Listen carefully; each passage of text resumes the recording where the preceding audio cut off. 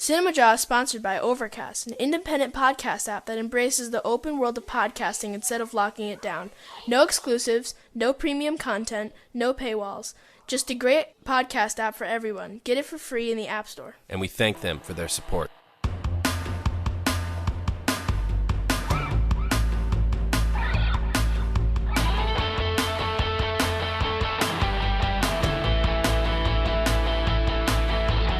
You're listening to Cinemajaw, the greatest movies podcast ever, recorded on location from our respective homes in Chicago. My name is Matt Kay, and with me is...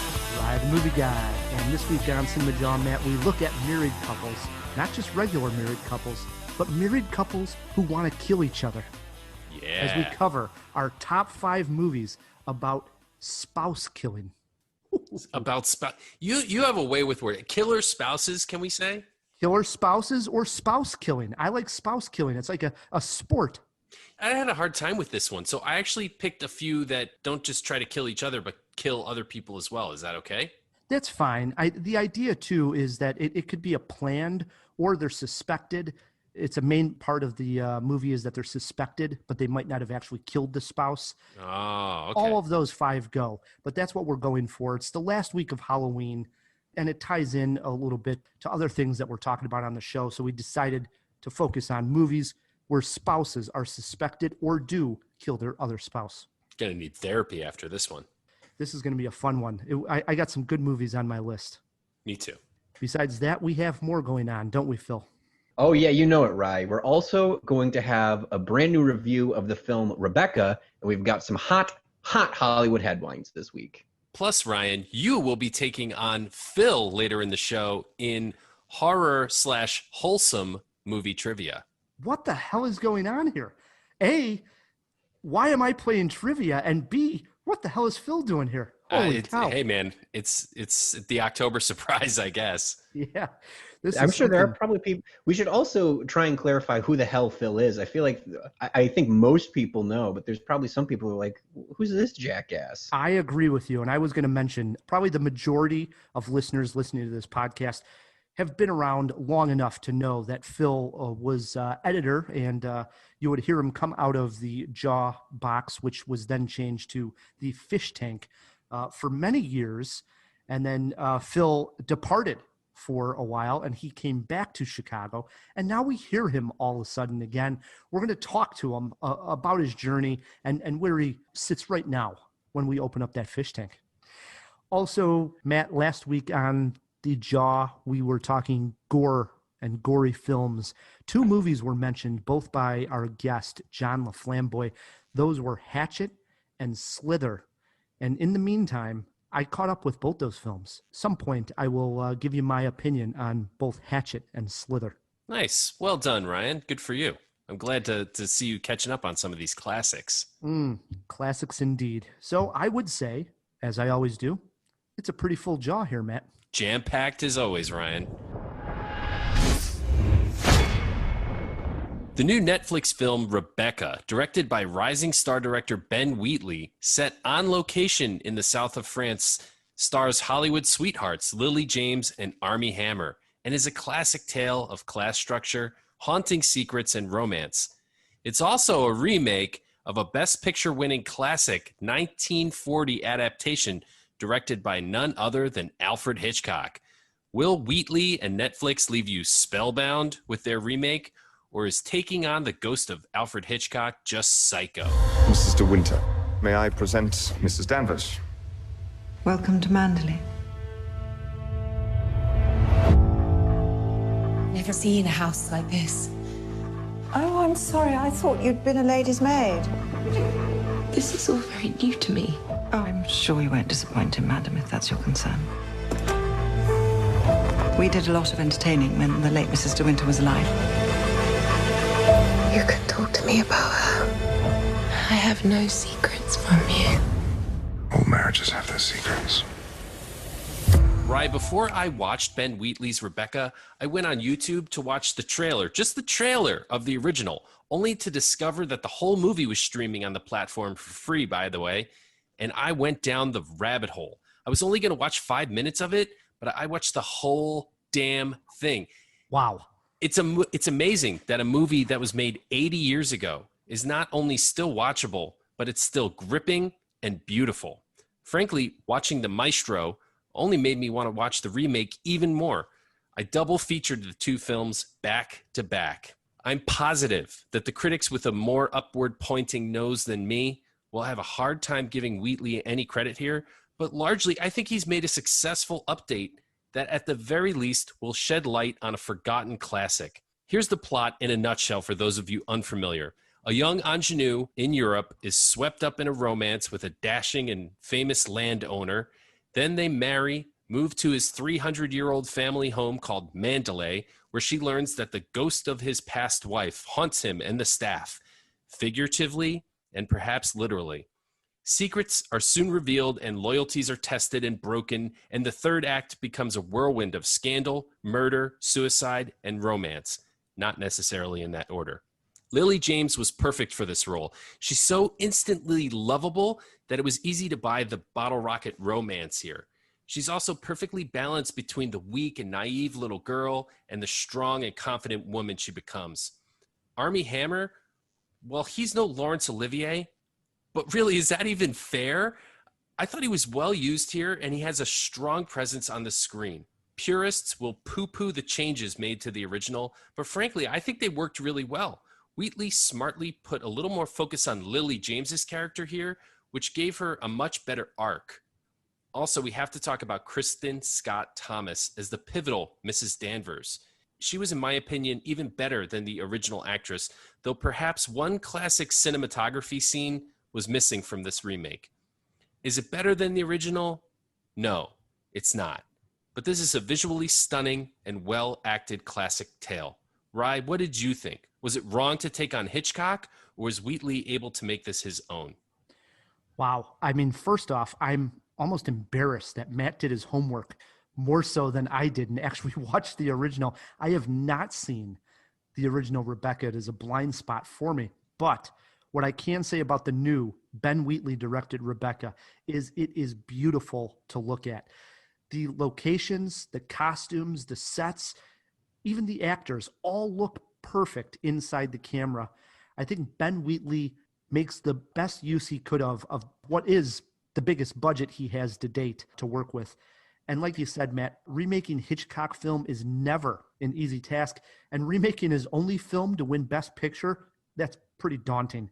I would say the film is able to achieve this dread, and that dread builds nicely as Lily James' character begins to feel inadequate. But we're feeling that, the viewers, we're feeling that dread for another reason, perhaps. And I loved that dual reason going on why we're feeling the dread. The last act of the film does feel rushed and will leave a lot of people underwhelmed. But I think the overall picture here was a success. So I'm with you, Matt, on that. And yes, Kristen Scott Thomas reminds us just how great she is. I thought this was a damn good movie. I loved Kristen Scott Thomas in this. I mean, the character in the original is very, very similar, right? She's like a Severus Snape type presence on screen where she's like a bat. She like slinks in and out of frame. You don't even see her legs move. It's like she just floats into frame and then out again from the shadows. Very well acted. She has this air of just evil about her. I really thoroughly enjoyed her presence. And it's so funny how everyone just dismisses her. Oh, that's Mrs. Danvers. Yeah, she seems a little odd, but she's fine. Trust me. You're going to get along great. Just give it a little while. So I've got a lot of things written down here, things that worked and didn't work for me. And a highlight for me was definitely when they arrive at Mandalay, which is this huge estate, and the entire staff is outside waiting for them, which was very common in the day to have all the help out. And it was very Downton Abbey. Exactly. And so they pull up to the staff. It starts raining kind of perfectly. It's this wonderful moment cinematography wise. They go inside and we meet Kristen Scott Thomas, and she's just so intimidating of a presence to Lily James, and we're sort of going on this journey with Lily James. We're seeing the estate for the first time, so we're seeing it through her eyes. And I myself felt the intimidation in my little screening room of Kristen Scott Thomas. So it completely worked for me. I think you should watch the Hitchcock version. Like I said, of the two, if I had to pick one, it's the superior one. But the third act, you called it rushed. I disagree. I think the movie kicks it up into high gear. If there's any major strength here, it's the 3-act structure of this movie. It's almost like 3 stories in one. And the fact that they stuck closely to this from the original, I think is one of the major strengths here. There is a big difference between the Ben Wheatley version and the Hitchcock version as to exactly how the third act plays out. In Hitchcock's version, this is an 80-year-old movie, so I don't feel like I'm spoiling anything. The ending of the original is a little less aggressive. And I actually felt it was more believable in the remake, less a product of its time and more true to the time when the movie is set, if that makes sense. Sure. You mentioned that the original also had beautiful cinematography. Oh, well, I mean, yeah, dude, it won Best Picture. The scene where Mrs. Danvers finally reveals Rebecca's bedroom to the new Mrs. De Winter is, I'm sure, the moment that won Hitchcock the Oscar, because she throws open the blinds and the light just pours in. It's an amazing scene in the original. In the remake, they use color. When she walks into that bedroom, you're going to be overwhelmed by this slate grayness of it. It's almost like the room is a ghost, right? Sure. And they kind of backed off the grandness of Mandalay in this room, this bedroom, this master bedroom in that scene. How do you beat Hitchcock? How do you out Hitchcock? So it's a minor complaint. I will say, though, the overall cinematography in this remake is gorgeous. I mean, this film from start to finish was just so beautifully shot that it was a joy to look at the whole way. Like I mentioned, I mean, the costumes, the old cars that they drive. The cars were great. Cool. Yeah. Even the hats that Lily James wears and she looks so cute in completely worked for me. I mean, the entire look of the film won me over. The other scene that really highlights how beautiful it is this big grand ball that they throw. This is a big dance, and it is something that the original wife, Rebecca, was in charge of. And now Lily James' character decides to replicate this and throw her own ball. That particular scene with the dancing and the ball, they're all in costumes. It's so grand and glorious, and the music and the dancing. I loved it. I literally was just enjoying it as a cinema spectacle. You're right. And there's a scene that follows that where she's up in the bedroom and her face is reflecting fireworks that are exploding in the sky. Gorgeous. And you see the red and the blue on her skin. Absolutely gorgeous. Yeah. Now, I spoke of the dread in the movie and how it builds, and it really peaks when we meet the aging grandma, almost senile, losing her mind, dementia, and they have to remind her who she's talking to. Armie Hammer's sister in the movie turns to the grandmother and says, well, this is his new wife. And she starts laughing, partly because she's just maybe losing her mind and doesn't know what's going on. It could be played that way. But because the dread has built so much at that point, oh my God, did I feel absolutely awful for Lily Collins' character at that moment. That was the peak of it for me. How about you? I think the peak of the dread for me is the sleepwalking scene.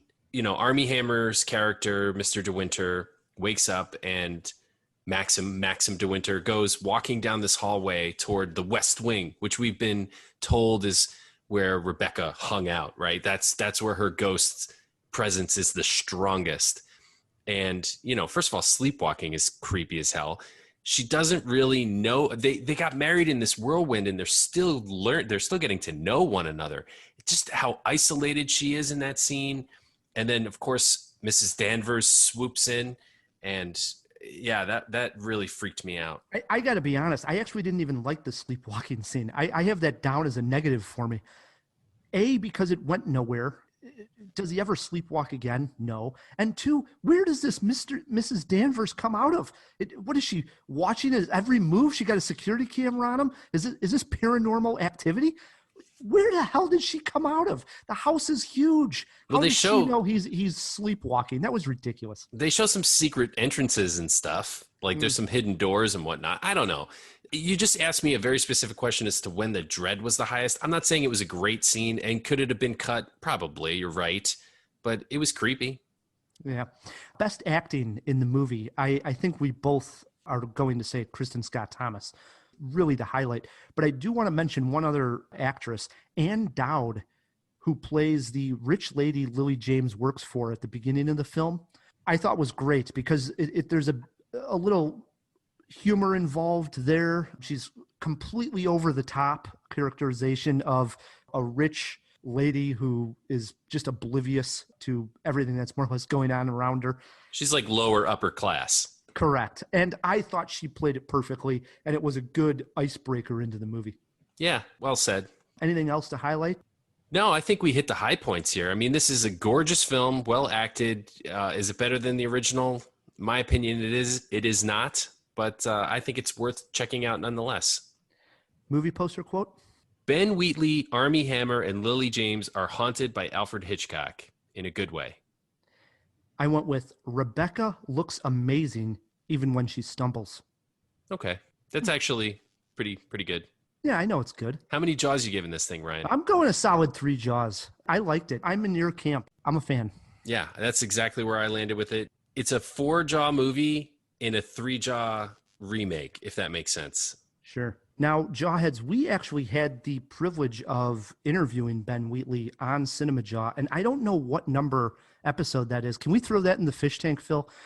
When we had Ben Wheatley on the show, it was a phone interview. He was promoting his film Free Fire. And if you're looking at Ben Wheatley's filmography, want to get to know him better, he also did a movie called High Rise with Tom Hiddleston, which is streaming on Hulu, among others. But do check those out and listen back to this episode that we did with Ben Wheatley. And I did find it interesting. I asked him specifically at that time, he was not only writing, directing, but he was also editing all of his films. And I asked him specifically if he'll always edit all his films. And his answer at the time was, I've always edited this. I've, I had the sole editing credit since Field in England, and it's that kind of discussion has kind of ended these days. I mean, I might do in the future have other editors on for when the films get a bit bigger, just because of the sheer weight of time and effort that needs to be put into it, and that it's kind of when you can't set up other projects while you're editing. At the same time, it's all consuming. So, but on this one, this is just always going to be me and Amy doing it. When he's not the editor, it's because the films have gotten too big. And that's when we know he's made it. And that's when, exactly. In my shorthand for that's when we know he's made it. Lo and behold, Matt, he didn't edit this one. And it's a pretty big budget film on Netflix. So he's arrived. He's arrived. If you have seen Rebecca and you disliked, agree, don't agree with us, shoot us an email, feedback@cinemajaw.com, or you can always shoot us a tweet @cinemajaw. Ryan, we have to stop agreeing on movies so goddamn much. I agree. What the hell is wrong with you? Start hating the ones that I like. I should have never gave you the good taste listening to all my good reviews. I should have never given you the bad taste. You're coming back with like reviews for horror movies and zombie movies. And wait till you hear what I have to say about Slither, Matt Kay. Wait till you hear it. Jeez, man, I hope you hated it. All right, into our top 5, sort of tying in with Rebecca and last week of October, we're doing Killer Spouses. You're getting us started. What do you got sitting there? All right, at number 5, I have a performance that is a number 5 performance. It is one that I particularly enjoyed quite a bit, even though it is very reminiscent of The Fugitive in many, many ways, including Tommy Lee Jones. It is Ashley Judd as Libby Parsons in the film Double Jeopardy. Have you ever seen this one, Ryan? Oh, hell yeah. Yeah. For the Jawheads who haven't seen it, in a nutshell, she goes to prison for killing her husband, which she claims she did not do. When she gets out of prison, she sets about solving the mystery of who actually did kill her husband. And I'm going to spoil it for you folks. Her husband is still alive. Turns out he ruined her life, and she's going to now hunt him down and kill him, which she can do with total impunity because of a law called Double Jeopardy, where you cannot be tried for the same crime twice. It has a very satisfying ending. It does. That's a fun Ashley Judd movie. I agree. Yeah. It's one of her better ones for sure. I'm with you on that one. My number 5 came out in 2013, and I'm going to throw another fact into the fish tank I need looked up. Steven Soderbergh directed this film, and I think it was either his last film when he announced his retirement at that time, or this was the film coming back from his so-called retirement. But the film is entitled Side Effects. The cast here, Matt, is Jude Law, Rooney Mara, Channing Tatum, and Catherine Zeta-Jones. The couple is Rooney Mara and Channing Tatum are the married couple. And Mara plays a depressed wife who is prescribed a new experimental drug. And one night, while sleepwalking, here we are with that damn sleepwalking again, she stabs her husband to death. Well, she ends up declared not guilty and must see a psychiatrist who's played by Jude Law. And they're blaming a lot of this on this new experimental drug that she was on. Well, it turns out, Matt, she was faking many things, and the plot thickens. Boom, boom, boom, boom. This film caught me by surprise. Good little thriller with a great cast. If you have not caught up with Side Effects, I do recommend this one. A good Steven Soderbergh film. Nice pick, Ryan. Yeah, check that one out, though, Phil, and see if you can find anything on his retirement at that point. All So-called right. retirement. That swings it back to me. At my number 4, I have a woman who faked her own murder, framed her husband for it, then goes on to commit the most brutal murder of Doogie Howser that anyone has ever seen, scored by the great Trent Reznor. I'm talking about Amy, is played by Rosamund Pike in Gone Girl. That damn Doogie Howser scene sticks with us. This is what I said about the Doogie Howser scene when we reviewed this movie many episodes ago. The score by Trent Reznor and Atticus Ross in that scene is up there in my mind with the score during the shower scene of Psycho. It's just that good. The way that sound can be used to take something that's horrible and horrific and turn it into just pure torture to watch. It's a great movie. I think it's one of Ben Affleck's better movies, you know? I think when he just gives in and plays kind of the D-bag, he's really good at that character. David Fincher directed Gone Girl. Worth seeing. I have still only seen that movie one time. I've been wanting to rewatch the film because I agree everything with you said. That scene is awesome. So interestingly enough, much like some of the other horrific scenes I endured, I go back and just watch that scene. Nice. So I've seen that scene a bunch of times. So my number 4 is on this list, I think, because I came across it on Pluto TV. You familiar with this app, Pluto TV? I think I've heard of it. You seem to get into all these little, like, also ran streaming services. Yeah. So this is a streaming service that instead of clicking on the movie on demand, it's basically playing a bunch of movies at one time. Yeah. It's like channels. So you can enjoy channel surfing again. Yeah. Exactly. So the idea is that you have Pluto TV, you go on there, and there's probably 15 movies streaming. Thrillers, indies, it's got all these like generic channels. And you just go on there like you're flipping channels. It relieves you of the paralyzing effect of the Netflix menu screen. Correct. And you don't know what to watch. This one, it's already on. So I'm flipping through just to see what's on. And I come across this 2000 film directed by Robert Zemeckis. It stars Harrison Ford and Michelle Pfeiffer. I saw it in the theater back in the day. Hadn't seen it ever since. And I come across it and I'm like, hey, let's watch this little guy. I sort of forgot how this turns out. Well, I end up watching the last like hour and 20 minutes of it. And I'm like, boy, that is so much better than I thought it was. The film is What Lies Beneath. Yeah, that's a good one. I considered it for this list. It was sold and marketed as almost a haunted house film. There's strange noises in the houses. And it turns out that the scary things are not haunted house, but a covered up murder, which eventually is brought to light and turns husband against wife. I like the deflection of going in thinking this was a haunted house movie and being thrown that it was a dark mystery. Totally worked for me. Seeing it a second time after not remembering it that well, it totally worked for me again. So that's why it's on this list. What Lies Beneath. I was a fan of this one. What I remember most from that film is the bathtub jump scare. Oh, yeah, it's a great one. Yeah, it is for sure.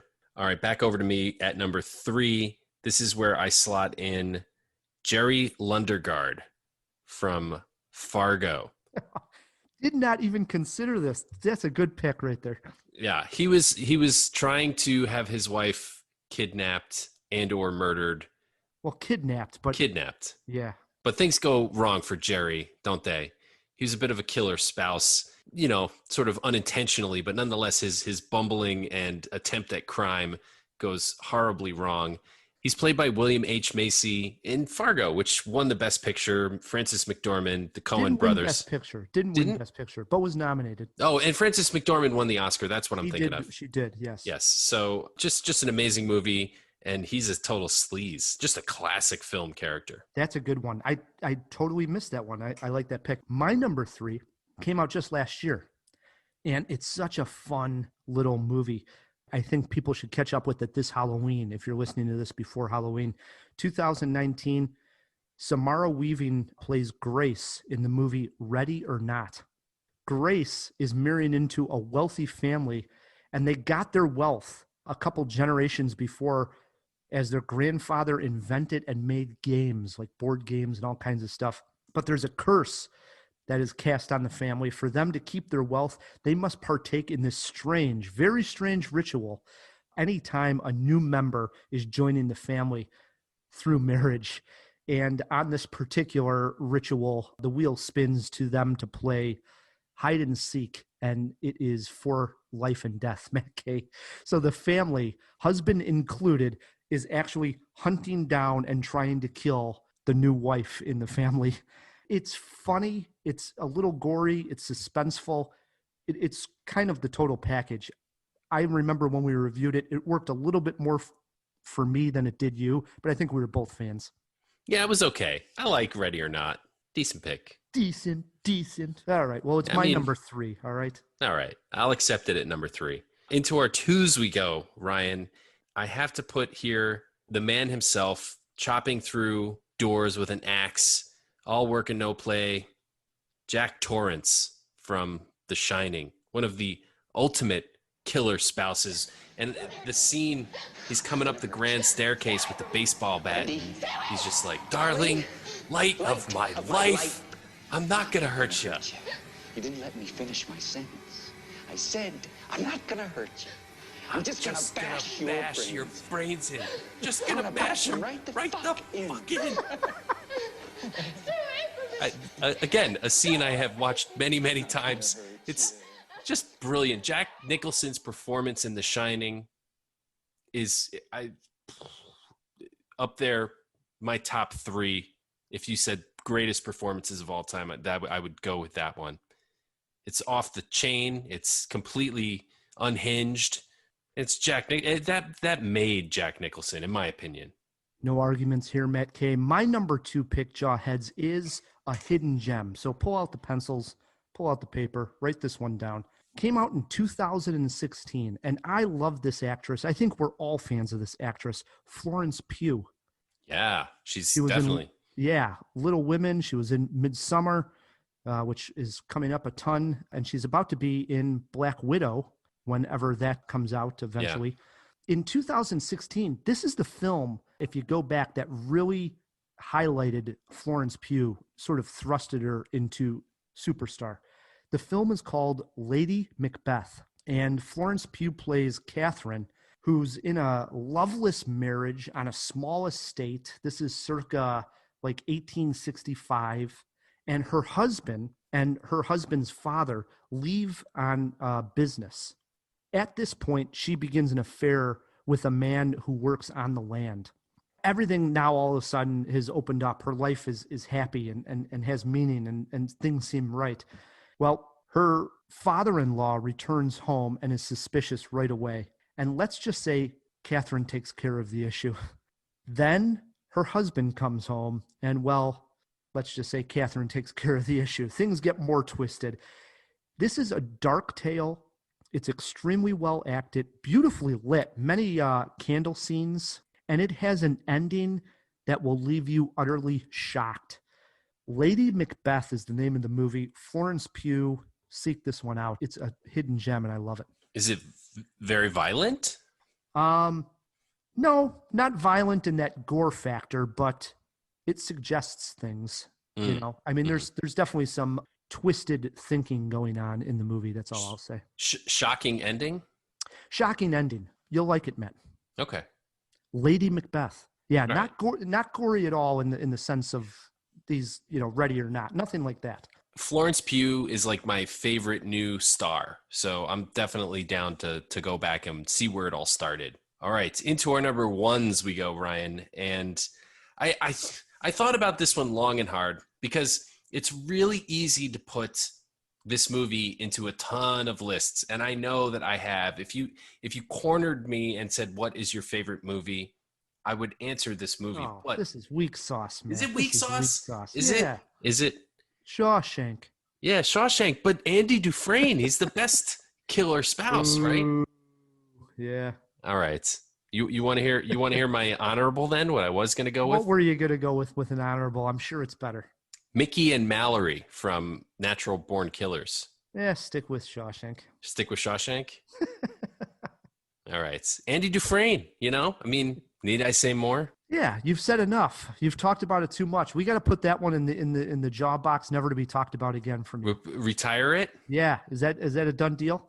Done deal. All right. And then I'm gonna retire one of yours soon. Okay.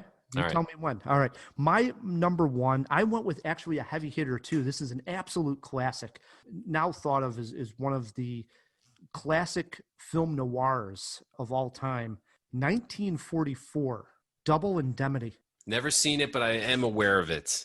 This was one I caught at Movies in the Park down at Millennium Park. Oh, John Ravenscroft's thing. Yeah, and saw it there for the first time and just blown away. This is directed by Billy Wilder.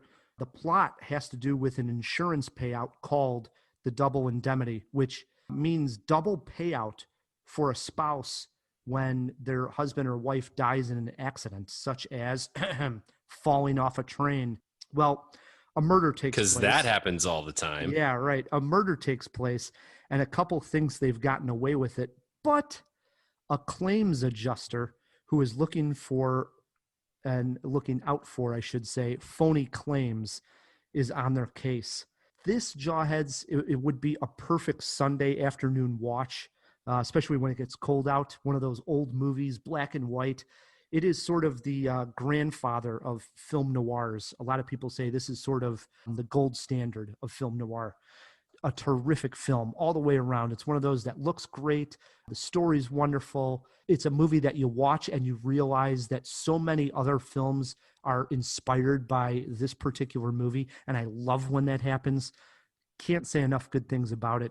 Double Indemnity, my number one pick. We have got to do a classic movies episode. I know we've covered black and white, but it's high time we look at some treasures, man. Agree. Honorable mentions before we go to break? I only have one other than Mickey and Mallory, which I mentioned.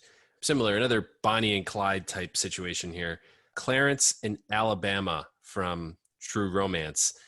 When Clarence puts the gun to Gary Oldman's pimp character and kills him, it's a pretty memorable murder. This was a script written by Tarantino, so it sort of makes sense. It's unofficially a Tarantino film, so there you go. That's my honorable. What have you got? I went with The Fugitive. Yeah.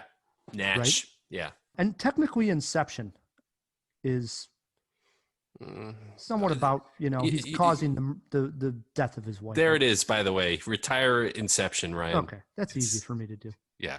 But to be honest with you, Matt, that's why it's an honorable mention for me. Can we just retire I wouldn't Nolan? I would never put it on my list. But would you have put that at number one, given the opportunity? No. In this particular list, no, it doesn't make sense. It's more like, just mention it at the end. Yeah, but Andy Dufresne, you're that wife-killing banker. I mean, it's one of the greatest movie characters of all time. Yep. Hey, if we missed your favorite movie with a killing spouse theme to it, shoot us a tweet at Cinemajaw, or you can always email us, feedback@cinemajaw.com. When we come back, we got a loaded second half here. We got trivia. I'm taking on Phil. This is going to be fun. We got to open up the fish tank, talk to Phil. Plus, we got Hollywood headlines and my take on Slither and Hatchet. Oh boy, stick with us, Trailheads.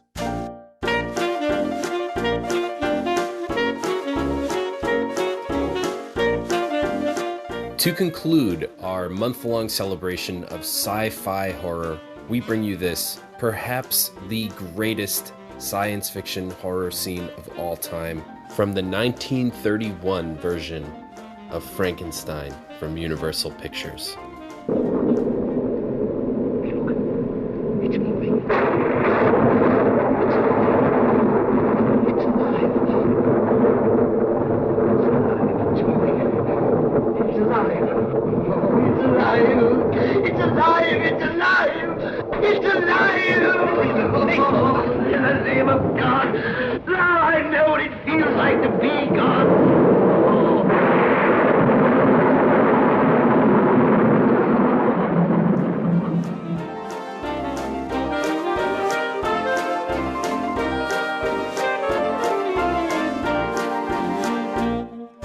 And we are back on Cinemajaw. Matt, before we get to trivia and before we get to Hollywood headlines, we did throw a few items into the fish tank. Plus, Phil's swimming around in the fish tank. Let's open up that fish tank. Hey guys, how's it going? It's I believe it or not, I have actually been in here for the entire year. Oh my God, Phil, are you okay? I think so. The world looks different. Everyone seems more scared than they were a year ago. But I have no doubt that you guys will fill me in on what I've missed. You didn't miss much, turns out. Truly. I got a feeling that time passed, but not a lot of things happened. A few questions in here, plus we have a few things additionally, but I will make this brief. But a little behind the scenes, pull the curtain back. Sometimes I like to make little predictions for myself because I don't always know. I usually never know, right? Except for maybe one or two ideas that you guys have in your top fives. And Matt K, I am so disappointed in you this week because of all of the people I know for top five spouse killer movies that you not anywhere mentioned. Sid and Nancy is I'm stunned. I'm truly speechless. You know what? I screwed up. Alex Cox, Sid and Nancy. Cotton, I am shocked. But wait, in my defense, Phil, they were not married. Do you have to be married to be a spouse? Yes, you do. Yes, that is the definition of spouse. Legally, no, it's not. So. Are you sure? You know what? Can we double jaw box that? Okay, fine. I will. Okay. What is the legal definition of spouse? Could be common law, but Sid and Nancy were just boyfriend and girlfriend. They did not cohabitate for, I think it's 7 years. That may be true. Okay, a significant other in marriage, civil union, or common law. They were the modern day Romeo and Juliet. So close enough, Phil. You're right. It was a bonehead mistake on my part. Truly, I don't think anybody would have given you flack on that technicality. Now that that's out of the way, I truly, it's like nothing has changed because I've gotten out my pop shots at you guys before reading the questions. That being said, our first one, what episode was Ben Wheatley on the jaw? That one was way back to episode 322, Best Puzzle Movies with Sandy Weiss, which for any listeners is worth the listen, not just because we've talked about it tonight, not just because we interviewed Sandy Weiss and Ben Wheatley, but also because I remember being there for that one. So going back to those new listeners who may not be familiar with me, that is one that I remember I was there for. I remember that like it was yesterday. That was the first episode we recorded at the Cards Against Humanity office as well. Very first time we ever recorded. Yes. Wow. We were just guests of Sandy. That's crazy. Mm-hmm. Wow. And we never looked back. Voices then. Boy, I missed the studio. Was Side Effects Soderbergh's last film before retirement or first film after retirement? And that was announced to be his final film. But as we all know, Stephen got bored of golfing and building miniature train sets, and he would eventually leave retirement to make Logan Lucky, Unsane, High Flying Bird, The Laundromat, and his yet-to-be-released film coming out soon, Let Them All Talk. Ooh. He's been busy lately. Yeah, I mean, that's why everybody sort of laughed and chuckled when he announced that he was retiring. It seemed like this guy can't retire. He's got too much Energy. drive. Yeah. Yeah. He had too much to say. Was that all the questions, Phil? That's everybody. That's all the questions we got in here this week. Well, we got a lot more going on. It is still Sci-Fi Horror Month, Matt. That's right, Ryan. Why don't we pepper in a little fact about sci-fi horror? Here we go. Regarding the 1995 film, Ryan, Species, for the scene in which Syl is born, in quotes, from the cocoon, the train set was built upside down. Natasha Henstridge, totally naked and covered in KY jelly lubricant, was pushed through the cocoon, and the shot was filmed flipped upside down afterwards to achieve the effect of her falling out. I completely missed everything after naked and KY lubricant. What? I don't know. Listen. Why on earth would you get KY jelly? And hey, can you imagine being the poor PA who got sent to Walgreens that day and just had to fill an entire shopping cart up? They probably looked like a really popular person. I need to see behind the scenes footage of this on the DVD. Yeah, that is an odd fact. So there you go, Jawheads. Dropping little gems for you. What brand loyalty also? I feel like if I was making that film, I would have gotten like the cheaper alternative if I needed that much. I remember this actress at the time for the movie Species was kind of the like it girl for a minute, as like at least the vision of beauty, the Hollywood hot girl of that moment. So whoever had to splatter the KY all over her was, I guess, in a lucky position there. No comment, Rye? No comment. Matt, well, we're in the Jaw box also. We wanted to talk about Patreon for a second. Before we recorded this episode, we actually recorded an extra review of a horror film. Yeah, that's right, Ryan. Especially for the few, the proud, the Jawhead elite, the ones who are supporting us on Patreon at any level get access to these bonus content episodes that we're doing. Some of them are really long. Some of them are really short. We did a superhero series last month. We just recorded our review of One BR or One Bedroom. That's going to be posting probably by the time this episode drops or shortly thereafter. We have some things planned, like we're going to interview each other, not necessarily even film related questions. We're just going to like get to know Rye the Movie Guy, get to know Matt K, interview style, one-on-one. So lots of fun things. Do support us, patreon.com/Cinemajaw. We thank you in advance. One Bedroom. Do check it out, Jawheads, and listen to that review if you're a Patreon. It was a fun one to record with Matt K. Yeah, definitely a nice little end of October treat. Yeah, and before we close the fish tank, we turn it back over to Phil. Now that we've opened up the fish tank, Phil, and you've been able to talk to not only me and Matt K, but also the Jawheads, will we be seeing you in the fish tank some more? What's going on down there? I believe so. I'm quite comfortable in the fish tank as it is. I mean, obviously, right, it seems like the entire world happens to change in the blink of an eye, so I'm not going to guarantee that, like, I don't know, like 4 months from now, the world will not be in total disarray. I don't know. I'm not a prophet, but I'm quite comfortable and I don't plan on leaving. Provided with all this new information, it sounds like there's a terrifying future ahead of us, but provided that nothing bad happens, I don't see a reason to leave. Well, two things, Phil. A, keep your chin up, buddy. It's going to be just fine. I promise. And the other thing is we're going to change the filters. We're going to clean the glass. The fish tank will make it nice and comfortable again. I didn't notice all that algae before, buddy, but I'm on it. Get a polygostomus. What?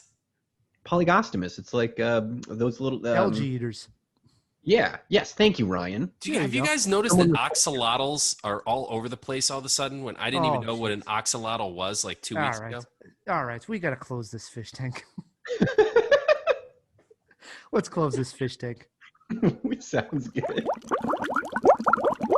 Matt, before we bring up the Hollywood headlines, I did want to mention that I saw Slither and Hatchet. Both these films were mentioned by our guest last week on our gory episodes.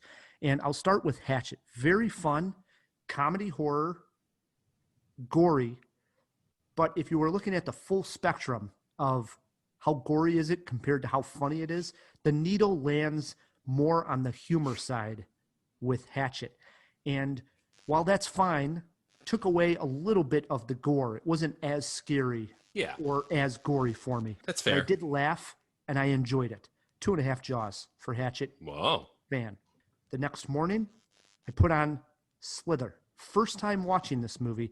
Did not even realize at the time that this was James Gunn's directorial debut until we were recording that podcast last week.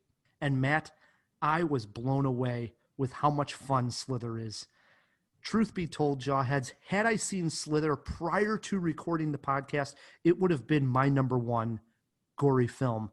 I absolutely loved it. It, again, looking at the spectrum of horror, comedy, thrilling, and plot, all work. It's the perfect balance where you're laughing at some of the lines, you're totally grossed out by some of the scenes, and you're actually scared at some of the scenes. There's some jump scares, the acting's great, and just enough story that you care about where it's going. Even though the story is rather simple, it works, completely works. 4 Jaws, loved Slither. I'm on board. Are you stunned, Matt?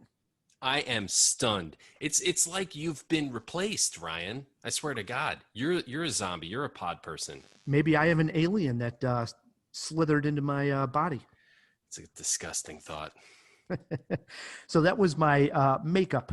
As you see, Jawheads, I did do some homework from the last episode. Brings us to some Hollywood headlines. What do we got, Matt? All right, guys. On a more serious note, I'm sure everybody listening to this may have heard the news on Twitter. Jeff Bridges announced that he was diagnosed with lymphoma.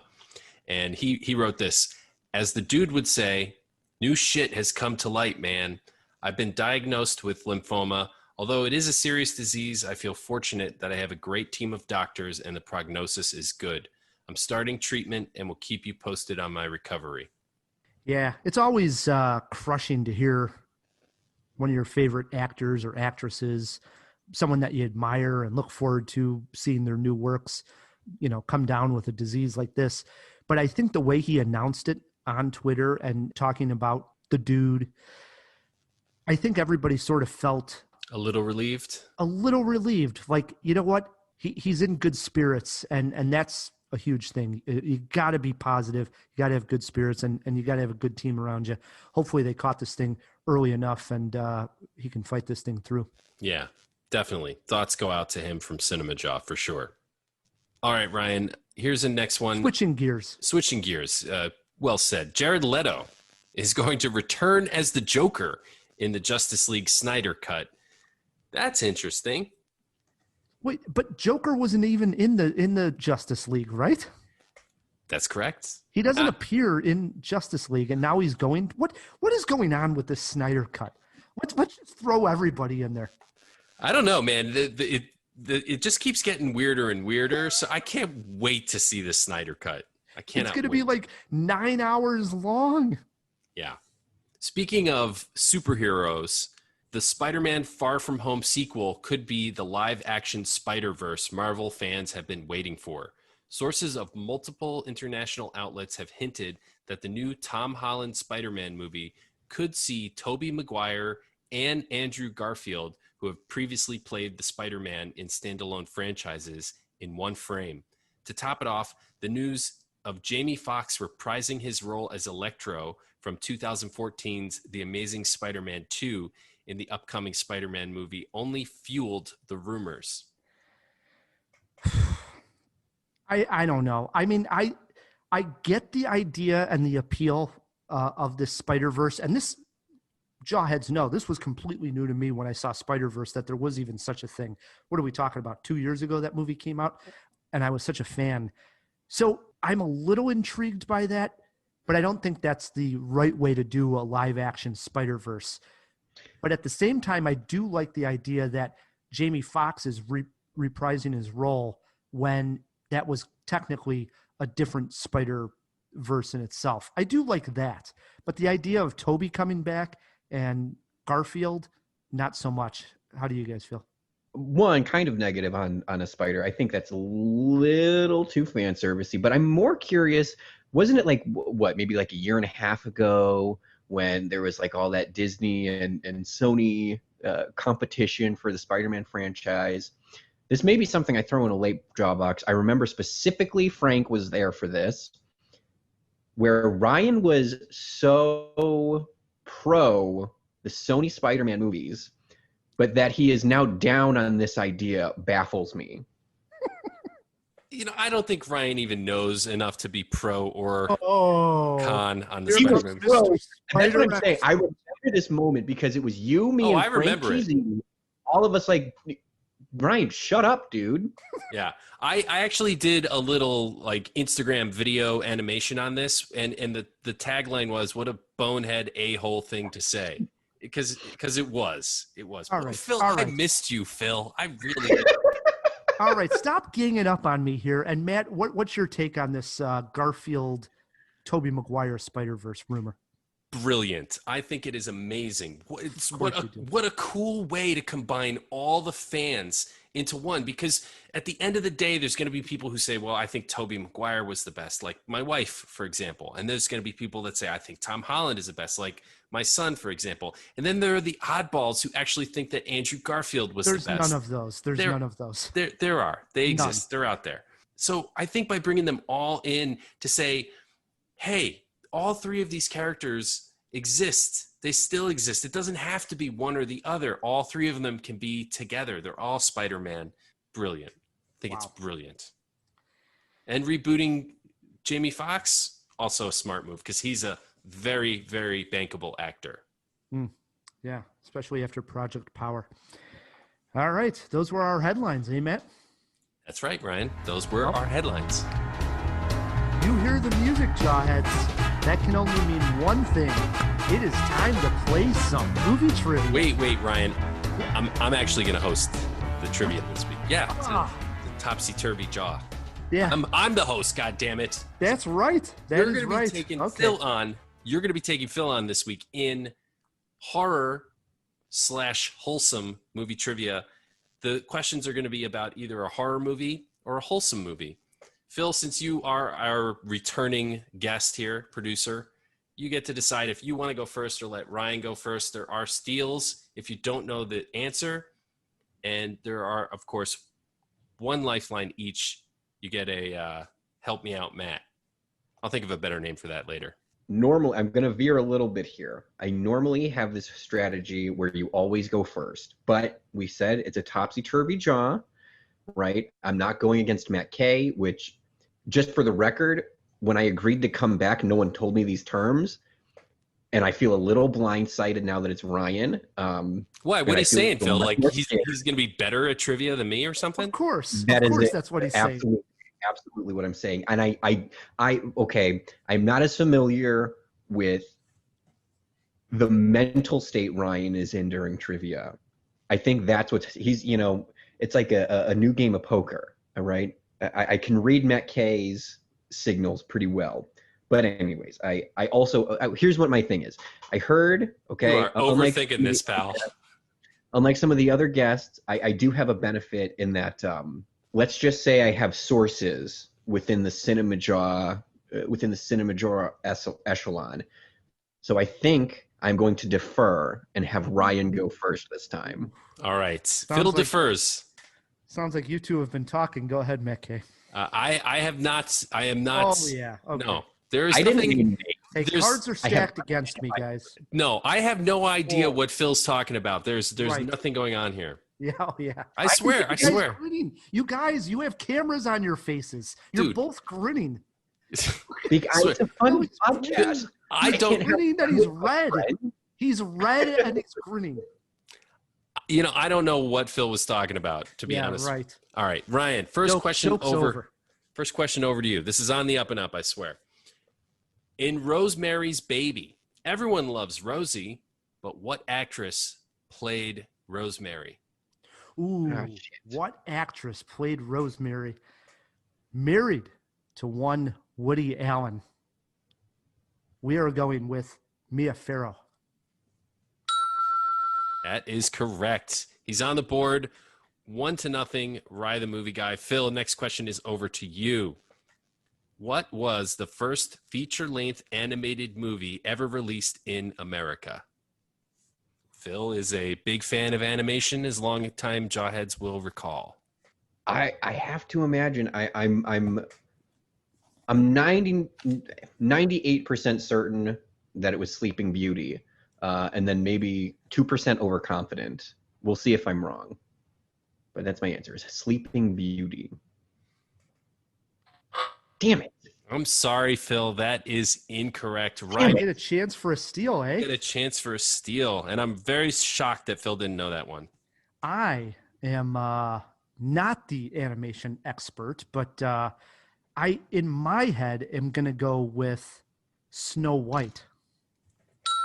That is... I'm so mad. I'm so mad. That is correct. So mad. Phil, that question was literally Taylor written for you, buddy. Oh. All right. I even saw the right princess in my head. Snow White falls asleep. It's stupid. Yeah, there are some similarities there. I understand your confusion. All right, this next question goes over to Ryan, who is up 2-0 at this point, Phil. And I think this one you might know, Ryan. What movie star, what actress is killed off in the opening sequence of the movie Scream? Ooh, wow. You know, I just saw, and for the Jawheads that are looking for actors interviewing actors, we had Jamie Lee Curtis interviewing Neve Campbell on both being Scream Queens, and it was fascinating. I watched it. And Neve Campbell actually talks about how her and Courtney Cox and everybody, Rose McGowan, were almost nobodies in Scream, and that the only actress that was really well known was one Drew Barrymore. That's my answer. You are correct. It is Drew Barrymore. That makes it 3-0. Ryan, the next question of the game, question number 4, is over to Phil. Phil, what movie star plays himself in a movie with Woody Harrelson and Jesse Eisenberg? Bill Murray. I assume that we're talking about wow. Yeah. The spook Zombieland. Yes, yeah. Correct. That puts you on the board, Phil. Well done. Ryan, next question back over to you. Number 5. What shocking Wes Craven horror movie carried the marketing tagline, "To avoid fainting, keep repeating, it's only a movie. It's only a movie"? It's only a movie. It's only a movie. Wes Craven. What question is this? This is what everybody loves to say to me. What question is this? This is question number 5 of 8. I will go with my clue, Matt K. All right. He is going with his clue. And your clue for this is, you might hear the title of this movie come out of your GPS. Okay. Here's what's hard is there's like 2,000 of those. If you think about Wes Craven movies, Ryan. Wes Craven. Yes. This title might come out of your GPS. Yeah, and this title may come out of your GPS. I'm going to say, oh, man. I'm going to say, I don't know if he even directed this particular movie, which I'm about to say, but I'm going to say Last House on the Street. Ooh, so close, Ryan. On the left. Last House on the left. All right, we'll give it to him. We give it to him. Oh, okay. Thank you. I should have taken that away and said we're giving it to Phil, but you got it just in the nick of time. All right. I thought it was Elm Street. It was the Last House on the left. All right, Phil, the next question is over to you. It's question number 6. Julie Andrews is well known for her musical performances, but which of those garnered her an Oscar? I mean, it certainly has to be Sound of Music, right? Is that your answer, Phil? I think so, yeah. I'm sorry, buddy. That is incorrect. That movie didn't win any I didn't say Oscars. the movie didn't win an Oscar. I'm talking about Julie Andrews specifically. Didn't win an Oscar in that? Fascinating. Boy, goes I'm over to already Ryan. up 4-1. I hate just clobbering Phil like this, but I'm going to go with Mary Poppins. Yes. Wow. That is shocking to me. 1. It A is. vastly inferior movie. It was a trick question. It was counterintuitive. That's what made it tricky. All right, it is 5-1, Phil, and the next question is over to Ryan. There are 2 left, so I think the game is lost at this point, but you can save some face here. This one actually goes over to Ryan. What is the highest grossing R-rated film of all time? Ooh, boy. You know, it switches from time to time. As of this recording, let me clarify. As of this recording. I remember for a long time, and I don't know if, not saying this is my answer, but I remember The Hangover was up there. Along came The Joker, which was R-rated and also huge. I'm gonna go with The Joker, but I don't know if I'm correct on that. Wow. That is correct. Which is positive on that? It is The Joker. It is The Joker. 6-1. 6-1, Ryan. All right, last question of the game, gents. This one goes over to Phil, and it's a tough one. This is number 8, Phil.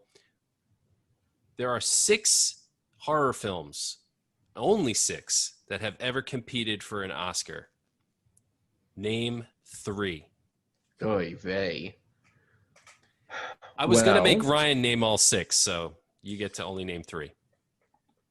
I think 2 of them might be by the same person. Would that count? I will tell you right now that 2 of them are not by the same person. All right. No 2 are by the same filmmaker. Okay. Then would it have been Get Out or Us? I feel like it would have been Get Out. I'm going to put one of them as that. That's one guess, yep. Oy vey. I think... I really want to say that Rosemary Baby may have been one of them. That sounds like it... right, that seems like the kind of horror movie that would carry that kind of air. I would say that it does seem that way. That's Roman Polanski, after all. Is that your second slot? Yes. Okay. Now we just need one more, Phil. All right. See, here's what's tricky, right? Is it just because it's good doesn't mean it would be there, right? And so I'm also thinking The Shining. I'm just gonna say The Shining because I feel like that would have been another. Okay. Damn it! Incorrect. Oh, man. But I'm not going to tell you which one of those was correct. There was one that you mentioned that is on the list of 6 films, but I'm not going to tell Ryan which one. And Ryan, I want you to name 4. Oh my God. I don't think I have 4, especially if you're telling me he only had 1 right, because I thought he had 2. So I'm barking up the wrong tree on one of them. Ones that I thought Phil didn't mention for sure is The Sixth Sense, which I'm 100% positive. Oh, jeez. I'm 98% sure The Exorcist was nominated for an Academy Award. Okay, that's 2 slots guessed. I think Phil, you were right on. See, I'm going to go with Get Out was nominated. I don't know if that's going to be on Matt's list, but I'm going to say Get Out. And I thought Rosemary's Baby was, but his slip up of saying that you only had 1 right, if my logic is right, that means Rosemary's Baby was not. Or maybe Get Out wasn't, but I almost That positive. sounds crazy to me, right? It's crazy to me that only one of the Jordan Peele horror movies would have been in the first place, but So I have The Exorcist, Sixth Sense, Mhm. Get Out, Mhm. and You need to come up with one other. yeah. Let's just make this exciting. Am I right on the 3? Yes, we'll make it exciting, Okay. Ryan. Those 3 are on the list. All right. So I nailed 3 of them. A 4th horror movie. This is tough. It's 4th really not if you stop and think about it. We've been talking horror all month. Oh, hey, that's a good point. We have been talking horror all month. Some of the big ones. But see, when I think horror, right away you think all the, major Slashers. films like Halloween and all those, which aren't. Mm-mm. I got one. I got Dang. one. I got one. All right, lay it on me. This is a horror movie, Silence of the Lambs. Yes, you are correct. Oh, That's okay. 4. I would count that as a thriller technically, but The ones that you guys didn't mention are Jaws, Black Swan. Those 2. Interesting. I count Black Swan as a thriller also. Yeah, not so much a horror film, but I did call it horror, guys. Anyway. No Hitchcock. That's surprising to me. Well, there you go. That virtual was my handshake, 6. Phil. Boom. That was fun. Yeah. Sorry, I And don't have what a energy we jawbreaker. had. What energy we had with Phil in the fish tank. Truly, Indeed. it's like nothing ever. Like I never left. You know, Or at least it feels that way. I got one for you guys. If there was a tie, we would have done a jawbreaker, and this one would have actually gone over to Phil. Age of Darren Aronofsky, closest to. 200. I don't know. Like 65. All right. Lock him in at 65. I'll win this one really easy, Matt, and just say 64. Yeah, give that one to Ryan. He's him come out. Like he's that was in the 90s, wasn't it? Black Swan, dude. It was like a couple of years ago. Darren Aronofsky is 51 years old. To be absolutely honest, my guess would have been 50. So I would have been pretty damn close on that one. Yeah, you would have been. He got started pretty young. Yeah. Well, this has been a total blast. Love having Phil back in the fish tank. Love being back. Brings us to the end of a great jaw. And first and foremost, Matt, we got to thank our sponsors. Yes, thanks to Overcast and the Chicago Podcast Co-op, who help us get great sponsors like them. Also got to thank the guys swimming in the fish tank. Thank you, Phil. Oh, thank you guys for letting me back. It's a real rush. If you want to support Cinemajaw, the easiest way to do so is by leaving us a review wherever you're listening to this podcast. And while you're at it, please click subscribe. One extra button helps us out tremendously. Until next week, I'm Ryan, the movie guy. I'm Matt Kay, and keep on jawing about the movies. Oh my God, and happy Halloween. This is Phil and Penny Crawford.